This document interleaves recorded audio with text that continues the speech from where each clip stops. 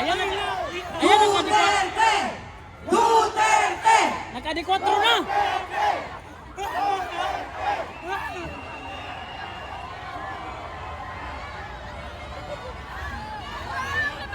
Mga kababayan, Assalamualaikum warahmatullahi wabarakatuh. Madayaw umayong gabi kaninyong tanan. Magandang gabi sa inyong lahat. Una na sa lahat, ialay natin ang pasasalamat sa Diyos para sa araw na ito.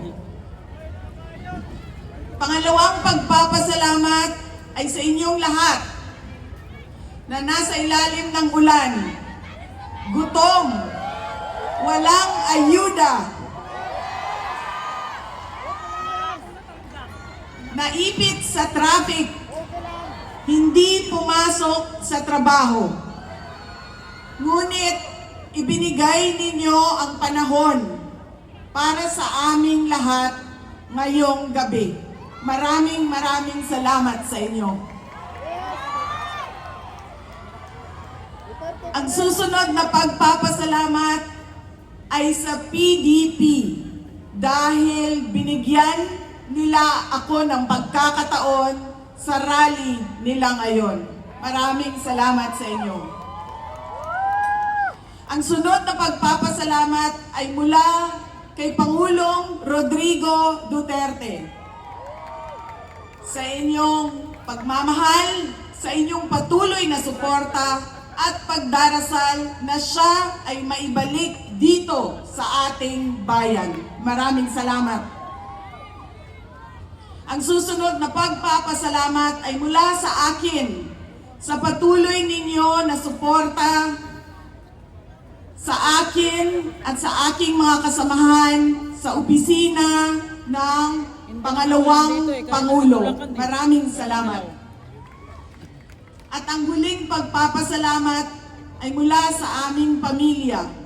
Dako kaayo ang amuang utang nga kabubuton kaninyong tanan sa oportunidad na ginahatag ninyo kanamo nga makaserbisyo sa atuang nasod.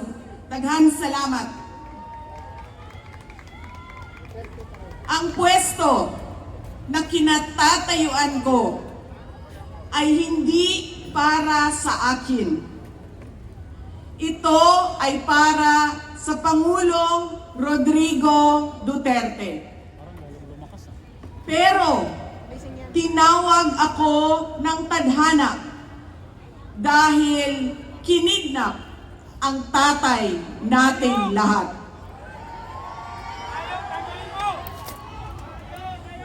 Sa pagkakataong ito, nakatayo ako sa entablado at humaharap sa inyo, hindi bilang kandidato. Ako si Inday Sara, isang botanteng nagmamahal sa ating bayan at natatakot para sa ating kinabukasan. Mga kaigsuunan ko, iniibig ko ang Pilipinas. Iniibig ko kayong mga Pilipino.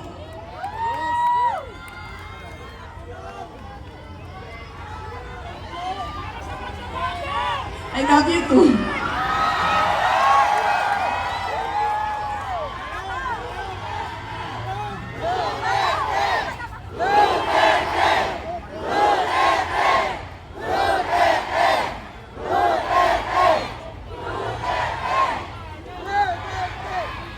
Election will decide the future of our country. Ang boto ninyo ang magbibigay katiyakan kung maituloy ang pagbabago o tuloy-tuloy na lang tayo sa kapahamakan. Filipinos deserve better. Nagpapasalamat ako dahil nandito pa rin kayo at nakikinig sa akin. sa kabila ng kaliwat kanan na paninira nila. Kahit anong sigaw niyo. In the past Kahit anong months, pagsigaw niyo dyan, my cameraman yan. name and my family's name have been dragged through the mud. I have repeatedly said it before, and I will say it again now. I am not the problem of this country.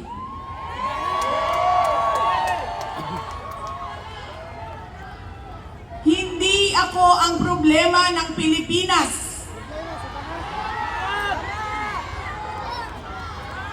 Hindi Duterte ang problema ng Pilipinas. Sino nga ba ang tunay na makikinabang kung tuluyan ng burahin sa mundo ang pamilyang Duterte?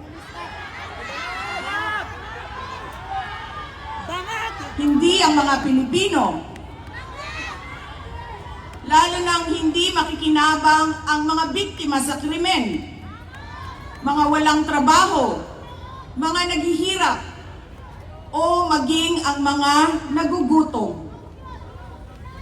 What we are witnessing is a systematic demolition job against political opponents that once dared to put the country first, even if it meant going against the most powerful interests in our homeland.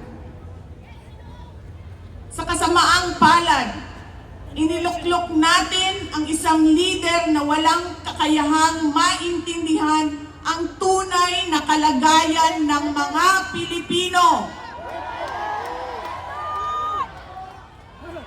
At higit sa lahat, hindi kayang magdesisyon para sa kapakanan ng sambayanan.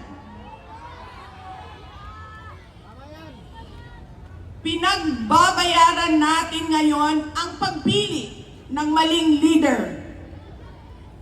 Nakikita natin ang lantaran at walang pakundangang paglabag sa ating saligang batas.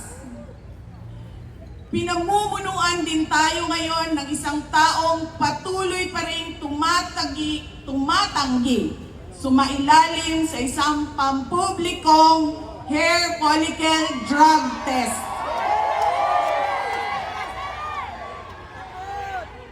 At nagsinungaling sa 20 pesos ang bigas. Ang masakit pa, nakuha nilang kidnapin ang dating Pangulo.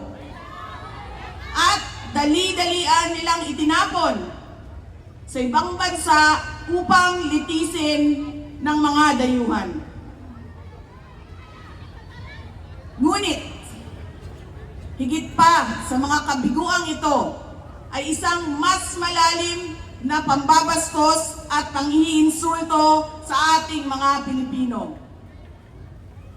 Iniinsulto nila tayo sa paggamit ng ayuda upang bilhin ang boto ng mga tao. Ang ayuda ay hindi naman likas na masama. Sa katunayan, marami ang natulungan ito noong panahon ng pandemya. Ngunit, kapag ginamit ito para manipulahin kayo at pagsamantalahan ang inyong kahirapan upang manatili sila sa kapangyarihan, nagiging sandata ito ng pang-aabuso. Again, Filipinos deserve better. We must return to long-term, concrete programs, not short-term dole-outs that are being abused by those in power. Ang kailangan ng Pilipino ay isang mabisang food security program. Isang programa na tutugon sa problemang pinakamalapit sa bituka, ang gutom.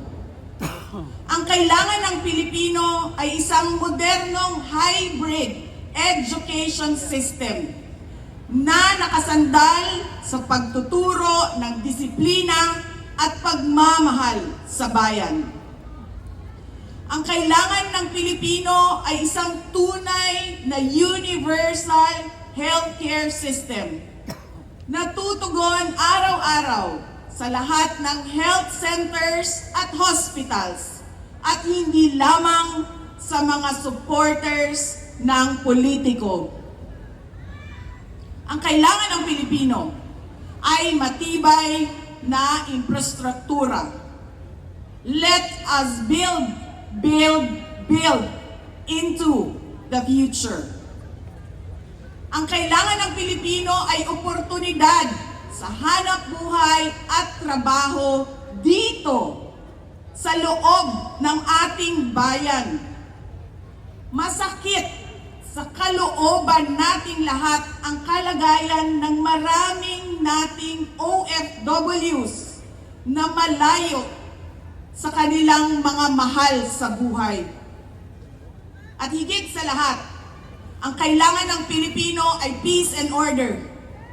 Kailangan nating ganap na puksain ang kriminalidad, illegal na droga, terorismo, at insurgency sa pamamagitan ng makatotohanang non-partisan Philippine National Police na suportado ng ating sandatahang lakas. Kinahanglan undangon nato ang batasan sa pagpili sa mga kandidato nga gikan sa political dynasty. Kining mga sikat nga apelido nga magsayaw-sayaw ra og magkanta sa atubangan. Igo ra magpakatok, undangon ang mga party list na gipanag-iya sa mga dato. Undangon ang mali na pagpili sa atong mga opisyales. Undangon ang budol o pagpamakak. Kailangan natin mag-vote straight sa mga taong magtutuloy ng nasimulan ni Pangulong Duterte. Idiretso natin ang boto. Number 38, Rodante Marcoleta. Number 10, Jimmy Bondoc. Number 56 sa balota, Attorney Vic Rodriguez.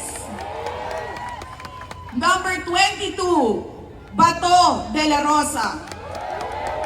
Number 28, Bongo. Number 53, Apollo Kibuloy. Number 34, Raul Lambino. Number 30, J.V. Hinlo. Number 58, Philip Ipe Salvador.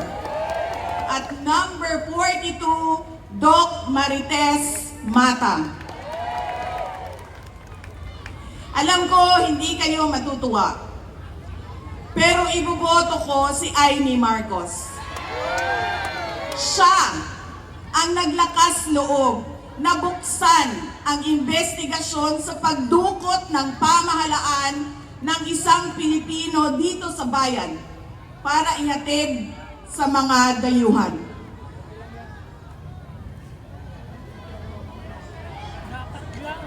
Iboboto ko rin si Camille Villar dahil sa kanyang karanasan bilang mambabatas sa House of Representatives na makakatulong sa isang tunay na pagbabago sa Senado. Hindi ako mapapagod na sabihin ito. We Filipinos deserve better. Tunay na kapayapaan at kaunlaran na hindi lamang para sa iilang politiko at mayayaman. Kaya sa May 12, kailangan natin maging mapagmatyag May mga ulat at bulong-bulungan na may mga kumikilos na sa iba't ibang parte ng ating bansa. Mga babala na maaaring nagsisimula na ang malawakang dayaan sa halalan ng alyansa. Ang binuong alyansa ay isang mapanganib na pagsasanib puwersa ng isang administrasyong walang kakayahan, mga elitistang liberal, at mga tinaguriang makabayan na ang tunay na hangarin ay manatiling mahirap ang taong bayan. Isang alyansa na handang ibalik tayo sa kadiliman ng narco-politics, sa bangungot ng Typhoon Yolanda, kung saan ang mga Pilipino ay iniwan sa ulan, sa gutom, at sa kawalang malasakit. Ito ang alyansang muli nais nating alipinin gamit ang kahirapan, kasinungalingan, at kapangyarihan. Sa May 12, bumoto tayo ng may buong dangal. Bumoto tayo ng may tapang. Let us show the world that no amount of vote buying or cheating can suppress the fury burning in our hearts. Time and again, you have heard me say, God save the Philippines. Ngayong Lunes, bumoto tayo ng diretso, and let us all save the Philippines. Ako si Inday Sara Duterte, isang botante. Syukran.